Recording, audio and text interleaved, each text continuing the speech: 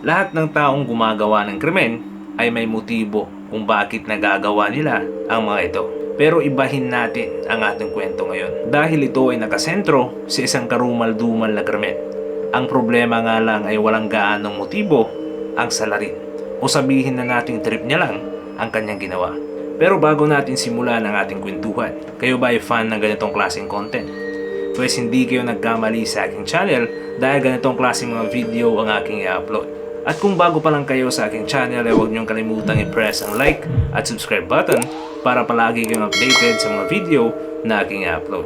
Ito nga pala si Sir Gian at simulan na natin ang kwentuhan.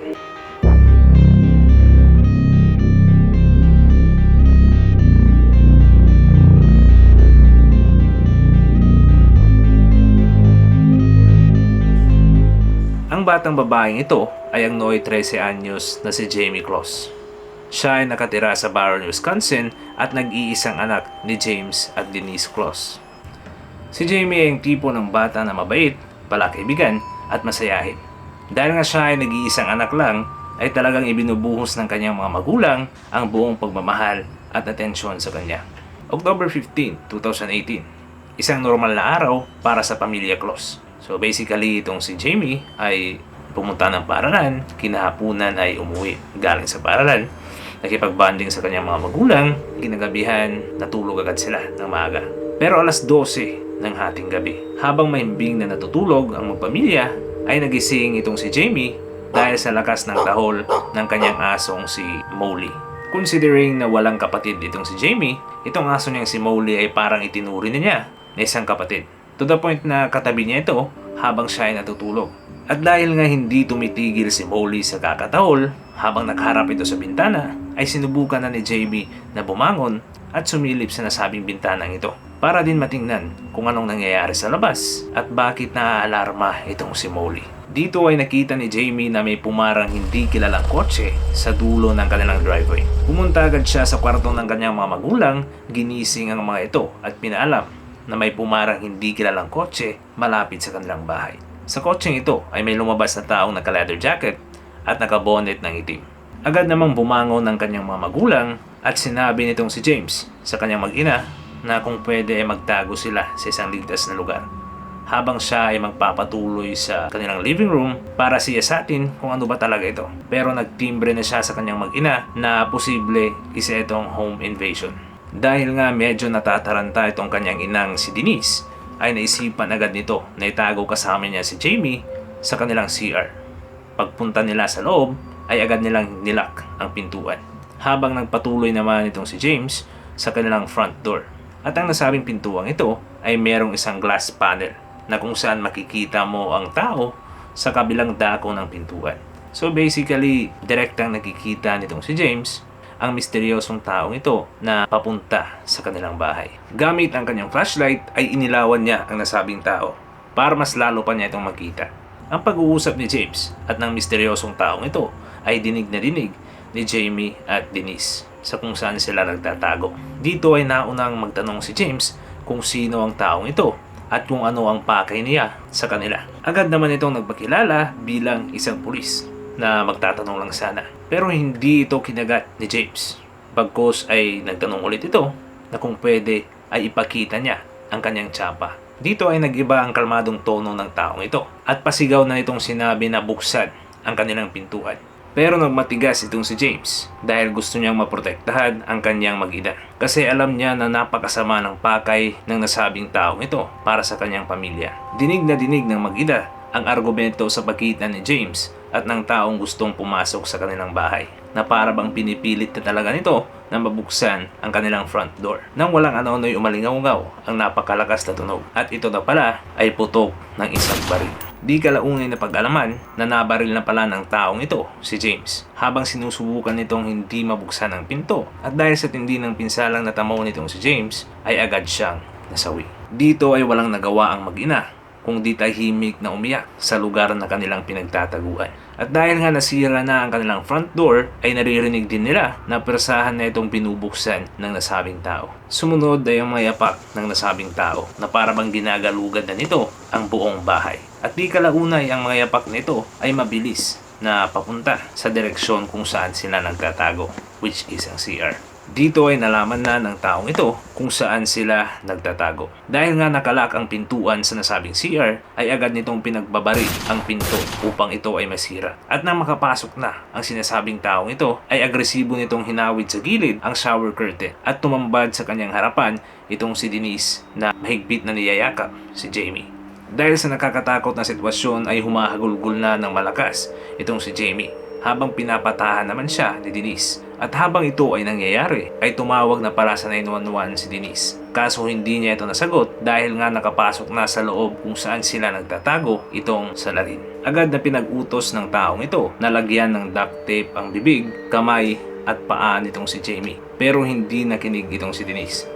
Bagkos ay niyakap niya ng mahigpit itong si Jamie na para bang ipinapakita niya dito na handa niyang protektahan ang kanyang anak sa abot ng kanyang makakaya. Nagalit ang salarin kaya hinablot nito si Denise at ibinalibag sa gilid. Pagkatapos nito ay siya na lang ang gumawa sa paglagay ng duct tape at ang mga sumunod pang nangyari ay mas lalong dumurog sa puso nitong si Jamie. Dahil pagkatapos siyang lagyan ng duct tape dito ay agad itong kumuha ng baril at malapitan itong pinaputukan si Denise na dahilan kung bakit ito nasawi. Agad na binuhat ng nasabing tao itong si Jamie papunta sa kanyang sasakyan at siya ay isinilid sa trunk nito. Pagkatapos ay umalis na sila sa nasabing property.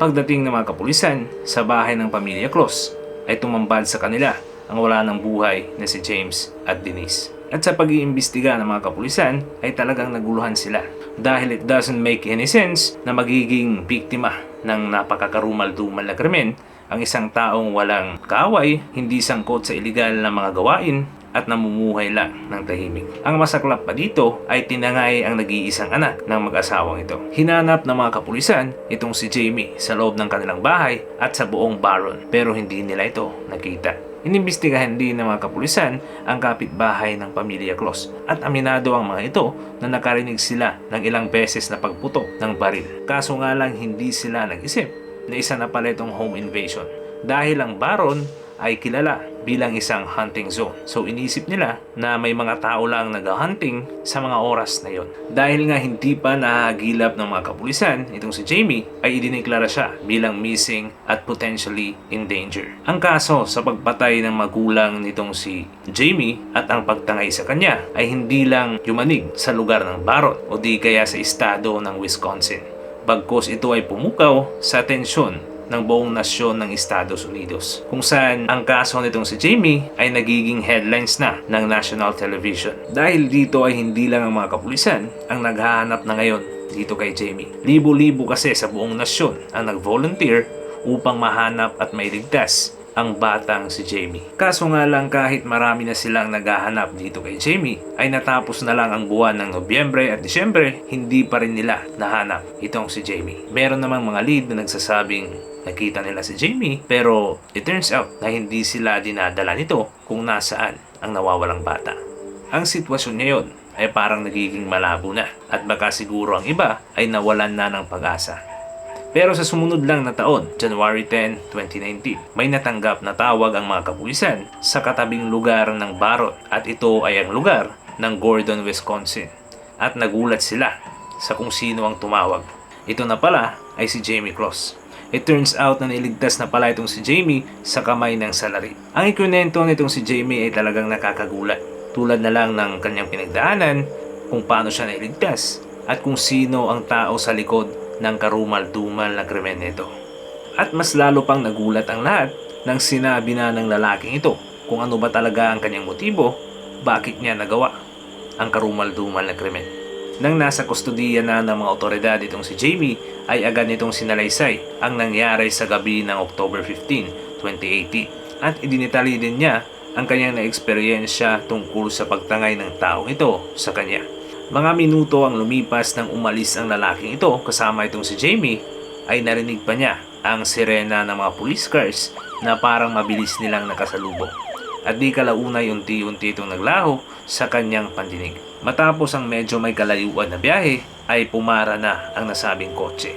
At sa pagbukas ng trunk nitong salarin ay nakita ni Jamie ang isang bahay na nasa gitna ng kakahuyan. Pagkatapos nito ay agad silang pumasok sa nasabing bahay Pinagpalit ng medyo gamit ng damit itong si Jamie at ang sumunod na ginawa ng taong ito ay sinunog niya ang mga damit ni Jamie kasama ang duct tape pati na rin ang ginamit na kasuotan ng salarin nang siya ay nagpunta sa bahay ng pamilya Claus. Pagkatapos nito ay pumunta sila sa isang kwarto.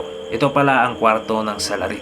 Dito ay minaghanda ng kumot at unan. Kaso nga lang hindi ito nasa ibabaw ng kama. Bagkus ito ay nasa ilalim. Pagkatapos nito ay pinalibutan siya ng samut-saring bagay. Tulad na lang ng mga kahon, mga weights tulad ng dumbbell na nagmistulang barikada dito sa ilalim ng kama. Ito ay para hindi agad siya makalabas sa kanyang hinihigaan. Hindi rin nabanggit ni Jamie na mayroong nangyaring sexual na pang-abuso. Pero ang kanyang naikwento ay para siyang preso sa nasabing bahay at hindi rin niya maintindihan kung bakit siya kinidnap ng nasabing tao. Dagdag pa nga nitong si Jamie ay naglalaro daw sila ng board games. Minsan naman ay pinagluluto siya nito at may time pa na pinaglalakad siya sa palibot ng bahay. Kaso hindi magawang tumakas noon ni Jamie dahil pinagbantaan siya na pag ginawa niya yun ay may mangyayaring masama sa kanya. At nagpatuloy na ganito ang sitwasyon nitong si Jamie to the point na napakakomportable na ng salarin. Minsan ay nag-iimbita na siya ng mga kaibigan pero pinapayuhan niya o pinagsasabihan niya itong si Jamie na magtago sa kwarto at huwag gagawa ng maski anong ingay. Dahil nga natatakot itong si Jamie ay sinusunod niya lang ang sinasabi ng taong ito sa kanya. May mga panahon pa nga na umaalis ang salarin at iniiwan itong si Jamie sa nasabing bahay. As always, may iniiwang pagbabanta ang nasabing taong ito. At alam din ni Jamie na kayang panindigan ng taong ito ang kanyang mga banta, considering na pinaslangan ito ang kanyang mga magulang. Kaya naman mga ilang buwan na ang lumipas kahit meron na siyang pagkakataon na tumakas, ay hindi niya ito magawa dahil nga sa takot na naitanim nito sa kanyang isip at damdamin. Pero habang tumatagal ang panahon, ay unti-unting lumalakas ang loob nitong si Jamie dahil nga napakakampante na ng taong ito sa kanya. January 10 ng sumunod na taon ng 2019 ay nagpaalam ang nasabing salarin na pupunta siya sa kanyang kamag-anak. And as always, sinunod nitong si Jamie ang request ng nasabing tao. So agad siyang pumunta sa ilalim ng kama at humiga. Pagkatapos nito ay nagbarikada na naman ng samut-saring bagay ang nasabing tao para hindi agad siya makalabas sa kanyang hinihigaan. Dahil nga nasanay na ang salarin na natatakot sa kanya ang bata, ay wala itong pag-aalinlangan na umalis. Hindi niya alam na nabuhay na pala ng loob itong si Jamie sa pagkakataong ito. Sinunggaban agad ni Jamie ang pagkakataon at tumakbo siya palabas ng bahay. Hindi na niya ininda ang napakalamig na klima. Considering na napakanipis ng kanyang mga kasuotan, ang importante ay makalayo siya sa nasabing bahay. Sa parehong araw, isang residente ng Gordon, Wisconsin ang ipinasyal ang kanyang aso sa labas. At ito ay si Gene Nutter. Habang siya ay nasa akto ng pagpapasyal ng kanyang aso, ay may nakita siyang isang batang babae na mabilis na naglalakad sa kanyang direksyon. Hindi pa nakakalapit ang nasabing batang ito, ay nalaman niya na agad ang pagkakakilanlan. Dahil nga palagi na siyang laman ng mga balita. Agad niya rin itong nilapitan at kumpirmado nga na ito ay si Jamie Claus. Dito ay nabahala siya sa kalagayan ng bata dahil napakanipis ng kasuotan nito habang napalilibutan sila ng napakalamig na nyebe. Agad namang humingi ng tulong itong si Gene sa kanyang mga kapitbahay na agad namang tumugon sa kanilang panawagan. Sila ay pumasok sa tahanan ng nasabing kapitbahay at agad na tumawag sa mga otoridad itong si Jamie. Sa pagtawag nitong si Jamie ay pinagkilala niya ang kanyang sarili at sinabi din niya kung sino ang tao sa likod ng karumal-dumal na krimen. At ang taong ito ay nagngangalang Jake Patterson, isa ding residente ng Gordon, Wisconsin. Sa parehong araw kinahapunan ay umuwi na itong si Jake. Pero ang di niya alam ay nakabang na pala ang mga kapulisan. Agad siyang pinalibutan ng mga kapulisan at sa paglabas pa lang niya sa kanyang sasakyan ay sinabi agad nito na siya ang may kagagawan sa lahat. Mapayapa namang sumama itong si Jake sa mga kapulisan at di kalaunay sa kanilang pag-iimbestiga dito kay Jake ay nalaman din nila kung ano ang kanyang motibo kung bakit niya nagawa ang karumal-dumal na krimen. At ang mga sinabi ni Jake ay hindi lang gumulat sa mga otoridad, kundi sa lahat ng taong nakakaalam sa kaso ng pamilya Claus. Ayon sa pag-amin nitong si Jake Patterson sa mga otoridad at base na rin sa sulat na kanyang pinadala sa kaanak ng pamilya Claus, ay nagawa niya ang krimen na ito nung panahong pauwi na siya galing ng trabaho. Sakay ang kanyang sasakyan ay nakita niya itong si Jamie Claus na bumaba sa school bus na pumara kung saan nangdoon ang bahay ng pamilya Claus. Dahil dito ay nahumaling siya kay Jamie at itinanim niya sa kanyang isipan na ito ang kanyang kukunin. So dahil sa napakababaw at napakawalang kabuluhan na rason, ay nagresulta pa ito sa pagkasawi ng dalawang inosenteng buhay at pagkawasak din ng isang buhay na nagsisimula pa lang. At ito ay ang buhay ni Jamie Claus. Dahil nga nawala na ang kanyang mga magulang na talagang mahal na mahal niya at mahal na mahal din siya. Ayon pa rin sa pag-amin nitong si Jake Patterson ay bumili agad siya ng gloves, bonnet, duct tape at saka shotgun. Dahil ito ang kanyang mga gagamitin sa pag-kidnap dito kay Jamie. At ayon pa sa kanyang plano ay kailangan wala talagang witness. Kaya nga kahit wala sa kanyang plano ang pagbaril sa mga magulang nitong si Jamie ay nagawa niya pa rin ito. Dahil nga naging witness na sila sa kanyang pag-kidnap dito kay Jamie. At aminado din itong si Jake na kaya hindi niya magawang sexual na abusuhin itong si Jamie dahil nga siya ay nakonsensya sa kanyang ginawa sa mga magulang nito. Pero dahil nangyari na nga ay pinanindigan na lang niya ang pag-kidnap kay Jamie sa pamamagitan ng pagkulong nito sa kanyang bahay. Dahil dito ay nagtataka at naguguluhan ng mga kapulisan dahil wala namang recorded na kriminal na aktibidades nitong si Jake Patterson at wala rin namang nagsasabi na siya ay isang masamang tao. Wala din namang naitala na itong si Jake Patterson ay isang mentally ill person. So it turns out na ito ay parang napakatinding trip lang ni Jake Patterson na humantong sa isang napakalagim na resulta. Agad na nag-plead ng guilty itong si Jake Patterson at siya ay napatawan ng 2 counts of intentional homicide. Isama na dito ang kidnapping. Di kalaunay na sentensyahan siya ng 2 consecutive life imprisonment without the chance of parole. So ibig sabihin nito, sa bilangguan na siya mabubulok. Plus 40 years pa dahil sa kanyang ginawang kidnapping.